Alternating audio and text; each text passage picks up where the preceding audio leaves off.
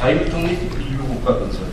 왜 이런 이야기를 제가 꺼내느냐 하면은 우리 한국 사람들이 왜 지금 뭐 때문에 살고 있느냐, 우리의 목표는 뭐냐 하는 데 대해서 한번 정리를 해볼 생각을 합니다. 우리가 그동안에 목표가 많았습니다. 잘 살아보세요. 이승만, 박정희 이 개발인데에 우리의 목표는 박 대통령이 지은 그 노래 제목대로 잘 살아보세요였습니다. 잘 살아보세요. 가난의 한을 극복하고 자립경제를 만들고 자주국방력을 건설한다 하는 이런 말을 많이 들으셨을 것입니다. 1968년에 김신조가 쳐내려온 다음에는 경제개발만 해서는 안 되고 우리가 국방력도 건설해야 된다. 그래서 한 손에 총 들고 다른 손에 망치 들고 싸우면서 일하고 일하면서 싸운다. 일면 건설, 일면 투쟁. 그런데 어느덧 경제개발에 성공을 하다가 보니까 민주화도 이루어지고 하다 보니까 그 다음 목표가 뭐냐에 대해서 좀 애매해져 버렸습니다. 애매해져 버렸습니다. 잘 살아보세요. 그 다음에 민주화. 자, 민주화도 이루겠다. 이 다음에는 뭐냐? 근데 이 다음이 뭐냐가 분명히 존재하는데 그것을 직설적으로 말을 하지 않으니까 애매하게 되었습니다. 뭐 평화, 통일, 교류, 협력, 선진 인류국가 건설 뭐 이렇게 이야기합니다. 그러면 우리 국가의 목표는 우리 국민들의 목표입니다. 뭐냐? 한마디로 요약을 하면 딱 문장이 이렇게 되는 거죠. 자유통일을 가지고 북한 동포들까지 자유민으로 만든 다음에 7천만 민족 집단입니다. 7천만 민족 집단이 인류국가를 만들어서 행복하게 사는 것이다. 이게 우리의 목표입니다.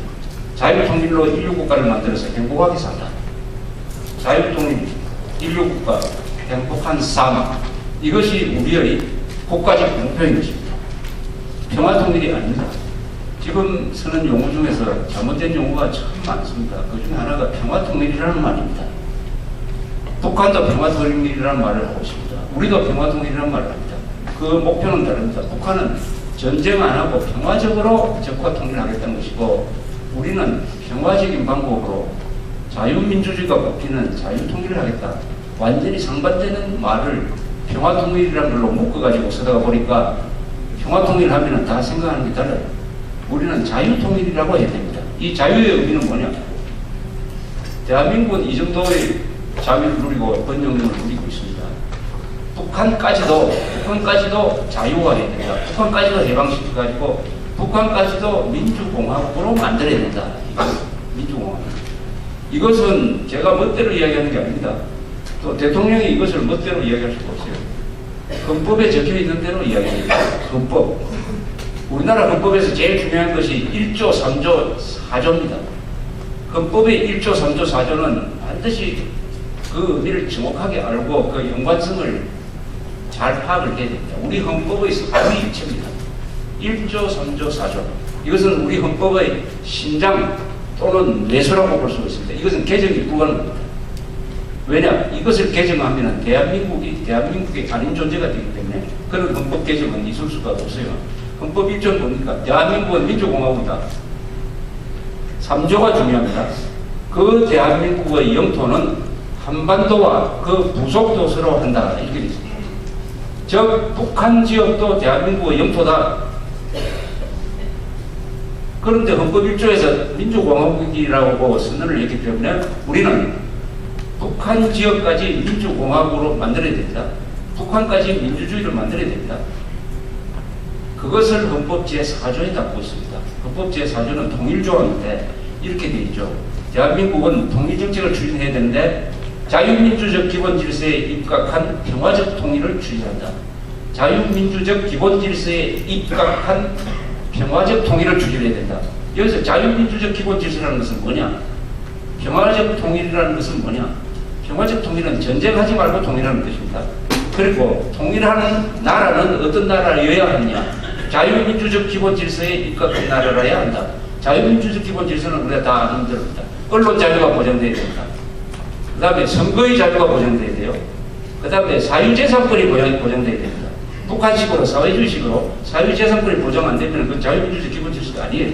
이 세 개가 제일 중요합니다. 언론 자유, 선거의 자유, 자유재산권을 인정하는 것. 그런 나라를 만들어야 된다. 그래서 1조, 3조, 4조 요걸 한마디로 딱 요약하면 뭐냐. 북한 노동당 정권을 해체하고 자유통일해야 한다는 거죠. 북한 노동당 정권을 해체를 해야 우리가 민주공화국을 만들 수 있는 것입니다. 북한 노동당 정권이 통일로 가는 길을 딱 막고 있습니다. 그래서 북한 주민들을 노예 상태로, 아니 짐승보다 못한 삶으로 몰아갔습니다. 300만 명 죽였습니다. 그 북한 노동당 정권을 치워야 우리가 자유통일로 갈 수 있고, 자유통일이 되지 않으면 절대로 인류국가 만들 수 없습니다. 이명박 대통령의 국정지표가 선진 인류국가 건설인데, 사실은 선진이라는 말 필요 없죠. 인류국가 건설을 하면 되는데, 통일 없이는 인류국가 건설이 안 됩니다. 불가능합니다. 우리 어떤 몸에 비교하면은 배꼽 밑으로는 지금 살이 썩어가지고 올라오는데 배꼽 위에는 아주 건장하다. 이런 한국 이런 거 아닙니까? 한반도가 이런 거 아닙니까?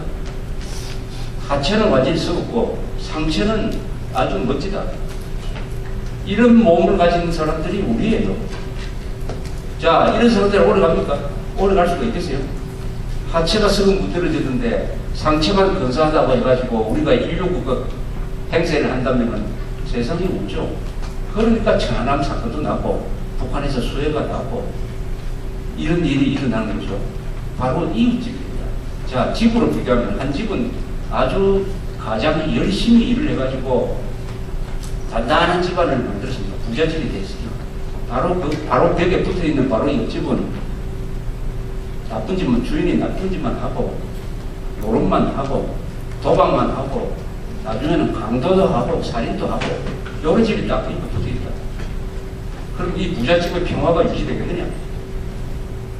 그 옆집을 문제를 해결을 해야 되죠.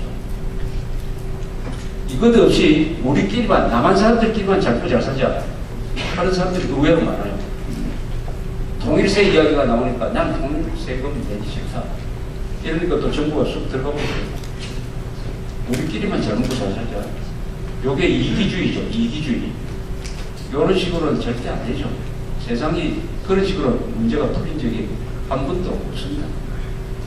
잘 사는 집안에서, 힘센 집안에서 우리가 이 문제를 해결해야 되겠다. 내가 해결해야 되겠다. 해결하는 과정에서 손에 피를 묻어도 괜찮다. 돈 좀 더 들어도 괜찮다. 그러나 내가 주인된 입장에서 이 문제를 책임지고 해결해야 되겠다고 하는 것이 바로 자유통일하자는 주장이죠. 한국에는 지금 자유통일 세력이 아주 확고하게 자리 잡지 못하고 있습니다. 신라가 상통이라는 것은 바랑도나 김유신, 문무와 김춘추와 같은 통일 주체 세력이 있었어요. 우리나라는 그 신라에 비교가 안 될 정도로 상당한 압도적인 국력을 가지고 있는데도 불구하고 국가 엘리트가 없어요. 통일 주체 세력이 아직 나타나지 않고 있습니다. 앞으로 나타내야 되겠죠.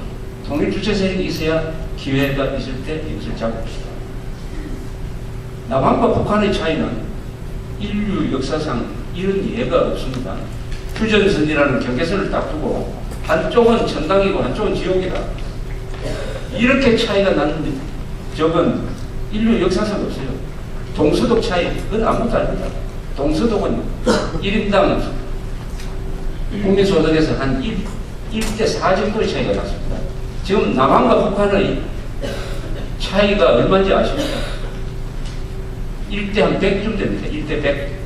1대 100입니다. 제가 통계를 몇 개 말씀드릴게요. 남한 사람들의 평균 수명이 얼마인지 아시죠? 남한 사람들의 평균 수명이 얼마입니까? 80이죠. 80. 여자가 더 많습니다. 남자, 여자 합쳐가지고 80입니다. 대단한 겁니다. 이거 세계 랭킹에서 한 20 이상 등 할 때 평균 수명이 길다는 것은 그 나라가 첫째 의료 수준이 잘 돼 있다. 사건 사고가 적다. 범죄가 적다. 전염병을 잘 막는다. 선진국이라는 이야기입니다. 그것만 보면 우리 선진국. 북한은 얼마냐? 북한은 통계가 없는데 65세 정도로 알려져 있어요. 65세. 그럼 15년 차이가 납니다. 제가 1945년생 해방동입니다. 제가 북한에 나서면 올해로 끝입니다. 이거 얼마나 억울합니까? 북한 사람이 남한 사람들보다 원래 신체 강건이 있어요. 몸도 더 크습니다. 투쟁력도 있었어요. 공산주의 체제로 들어가니까 사람도 키가 작아지고 수명도 짧아지고 그 투지도 약해지고 그 머리 좋던 사람들이 세계에서 제일 가난하게 되어버리고 이렇게 됐습니다. 세상에 동적으로 태어났는데 오늘 경제선 하나 딱 듣고 나서 여기는 80세, 여기는 65세 산다. 세계에서 처음 보는 일입니다. 평균 신장, 남자 평균 신장이 한국이 173.5cm입니다. 이게 점점 커지고 있어요. 지금 나오면 174cm 됐습니다. 북한은 얼마냐? 160cm입니다. 남자 평균 키가 북한이 160cm입니다. 14cm. 같은 동족인데 14cm. 일제시대 때 조사한 거 보면은 북한 함경도 사람이 제일 키가 크세요. 경상남도 사람이 제일 작았어요. 그 사이에는 3cm의 차이가 있었어요. 그런데 해방 때 우리 남자 평균 키가 165cm였습니다. 북한은 5cm가 마이너스가 되어버렸어요. 우리는 9cm가 더 컸습니다. 아니 도대체 김일성, 김정일은 정치를 어떻게 했기에 사람들을 난쟁이로 만들고 이 세계에서 해방 이후에 그러니까 2차 세대전이 끝난 이후에 평균 신장이 줄어든 유일한 나라입니다. 평균 키가 줄어든 유일한 나라. 그러니까 김정일이라는 놈은 어떤 인간이냐? 불가사리죠. 불가사리. 불가사리가 뭔지 알죠? 쇠를 깔아먹는 게 불가사리 아닙니까? 저 김정일, 김일성 부자는 인간의 생명을, 인간의 육체를 깔아먹는 악마였습니다. 악마. 악마입니다. 저 인간은 도저히 이런, 흔히 우리가 이야기할 때, 남을 욕할 때 이렇게 이야기하죠. 짐승보다 못한 놈, 뭐 짐승 같은 놈, 이런 얘기죠. 김정일을 보고 짐승 같은 놈이라고 하면 그 사실은 짐승에 대한 모독이에요. 짐승보다 못한 놈이죠, 짐승보다. 아니, 어느 짐승이 300만의 동족을 물어 죽이는 짐승이 있었습니까? 아, 호랑이가 가끔 보니까 남의 가족 새끼를 물어 죽이는 건 있었지만 300만을 물어 죽이는 거 있었어요. 그러면서 제일 고압한 생활을 하고, 고압한 생활을 하고. 김정일이가 얼마나 고압한 생활을 했느냐는 그런 너무 많이 들으셨기 때문에 아마 믿겨지지 않을 정도입니다. 그러나 지금까지 알려진 것보다 훨씬 더 고압한으로 생활을 했죠. 고압한 생활을 했죠. 제일 비싼 밥 먹고. 그래서 서울의 어떤 호텔에 주방장이 한번 계산을 해봤어요. 김정일이가 먹는 메뉴가 나와 있는 게 있습니다. 그 메뉴를 보면은 뭐 고운 발바닥 요리에다가 저 이란에서 수입한 이란산 뭡니까 캐비어에다가 저 중앙아시아에서 수입한 과일, 일본에서 직수입한 참치, 도로 이름도 듣도 못한 진귀한 음식 이걸 다 계산해 보니까 한 끼에 200만 원 든답니다. 200만 원. 200만 원. 북한이 200만 원이면 2,000달러인데 북한이 암시장에서 1달러가 3,000원에 바뀝니다. 근데 여기 월급이에요. 월급. 보통 사람들이 3년 동안 월급을 한 끼에 잡수는 분입니다. 그러니까 김일성, 김정일이가 몸이 뚱뚱하지 않습니까? 북한 사람 치고 뚱뚱한 사람은 다 노동당 갑부죠. 한국에도 그랬던 적이 있죠. 저는 사실 몸이 여기 편인데 뭐 한 40년 동안 몸무게가 175cm에 몸무게가 64kg가 변함이 없어요. 근데 제가 고등학교 다닐 때 1950년대에는 우리 반에 좀 몸이 뚱뚱한 사람, 뚱뚱한 학생이 있으면 그렇게 부러울 수가 없었습니다. 그때 살찌는 게 희망 아니었습니까? 살찌는 게.